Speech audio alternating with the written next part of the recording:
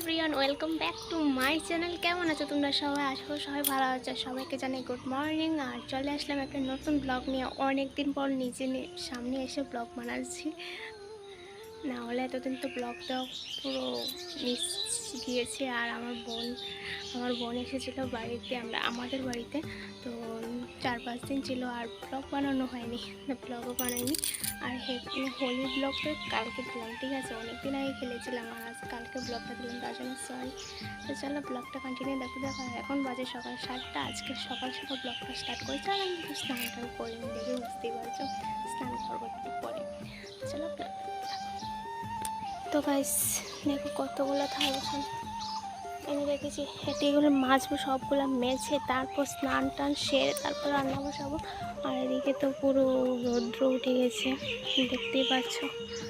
মানে খুব সুন্দর হাওয়াও দিচ্ছে, আহা কি মজা।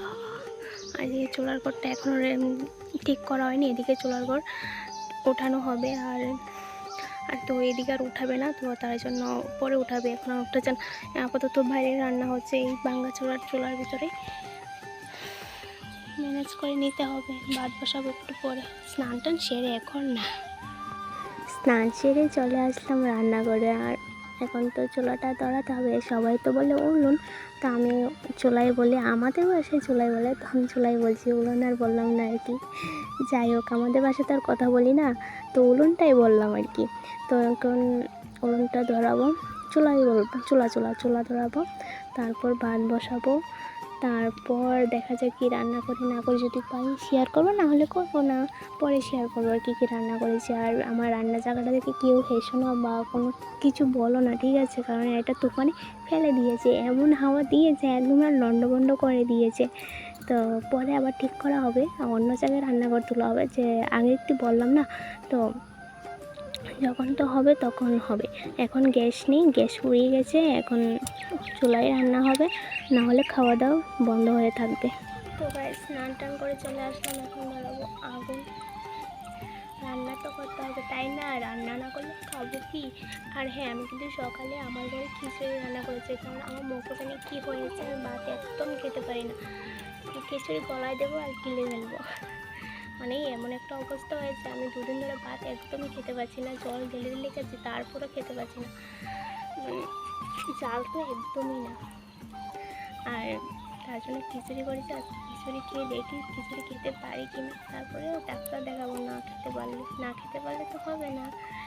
তো এখন ভাত বসাবো আর ডাল করবো, আর কি দেখি আর কি করা যায়। তো চলো ব্লগটা কন্টিনিউ দেখতে থাকো। আমার রান্নাবান্না কমপ্লিট। এই দেখো চুলার কী অবস্থা। বাপের জন্মে আমি না, আমার শাশুড়ি লেপে না, ঠিক আছে? আমার শাশুড়ি লেপে, আমি লেপি না। সত্যি কথা বলতে চুলা লেপতে পারি না, মানে ভালো করে লেপা হয় না আর কি, এটাই হলো প্রবলেম। তো এই জায়গা লেপে কী করবে, এই জায়গা তো আর রান্নাঘর হবে না, এই জায়গাতেই হবে। তো যেদিন সময় পাবে তখন এদিন বানাবে আর কি। আপাতত এইভাবে চলবে, কেউ খারাপ কিছু বলো না, ঠিক আছে? ঘর দুয়ার অবস্থা গরিব মানুষ। আর এদিকে দেখো রান্না করেছি, কালকে রান্না করেছিলাম সজনা ডাঁটা দিয়ে, আলু দিয়ে, সর্ষে দিয়ে চচ্চড়ি, একটা দারুণ হয়েছে। আর এদিকে একটা বলেছে টকের মতন রান্না করতে, ঠিক আছে? তেঁতুল দিয়ে টমেটো দিয়ে রান্না করেছি। আর একটাতে কী আছে দেখি তো, বড়া আছে, বড়াগুলো সাদা সাদা হয়ে আছে, ফ্যাকাশি ফ্যাকাশি। আর এদিকে আছে ভাত, এই দেখো ভাত। ও বাপরে কী গরম! আর কিছু নেই, সবাই চলে গেছে কাজে, মানে শ্বশুর শাশুড়ি গেছে ডাক্তারের কাছে, আর উঠে গেছে কাজে। আর হ্যাঁ, সকালে আমি খিচুড়ি রান্না করেছি, দেখাবো চলো একটু দেখাই। সব কিছু শেয়ার করেছি, আমার খিচুড়িটা কেন শেয়ার করবো না? আমাকে দেখা যাচ্ছে না, খিচুড়িটা তো শেয়ার করবো, না করলে আমার পেটের ভাত হজম হবে না। চলো এই দেখো আমার খিচুড়ি, কেউ খাবে? প্রেসার কুকারটা খিচুড়িটা খালি করে তারপর খেয়ে দিয়ে সুন্দর করে পরিষ্কার করে নেব। সকালে খিচুড়ি রান্না করেছি, দারুণ হয়েছে তাই না? কালারটা ওহো। এখন বাজে বিকাল 3:30 বাজে। ওই দেখো পাখনি এসেছে। হ্যাঁ দেবো দেবো, হ্যাঁ দেবো। একটা আসি দাও, একটা আসি দাও, আসি দাও। থাকলে দিমু, হ্যাঁ টাকা দিমু।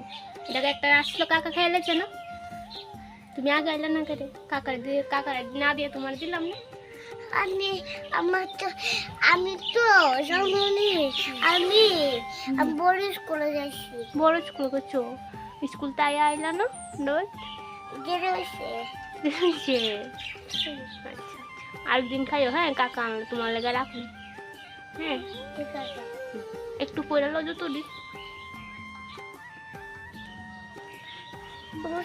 ভাবতেছি করবো কিনা।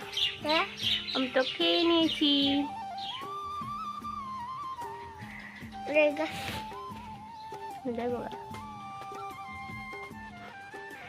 চকলেট দেয়নি বলে নিচা চলে যাবে, ভীষণ খারাপ। তখন তেঁতুল বসে বসে খেয়েছি। চলে গিয়েছিল, আবার ডাক দিয়ে এনে বলেছি যে চকলেট দেবো, আগে যতটি পড়ো। চকলেট তো নেই, তাহলে কোথা থেকে দেবে? আমি বললাম চকলেট তো নেই, তাহলে টাকা দেবো, তুমি 1 টাকা দেবো, তুমি 1 টাকা এই চকলেট খেয়ে, তাহলে ঠিক আছে। তারপর যতটি পড়লো আর কি, যাক পড়লো তো। এই দেখো মস্ত পোজ দো, পোজ দো, কেমনি পোজ দে? ওই দেখ পোজ দে।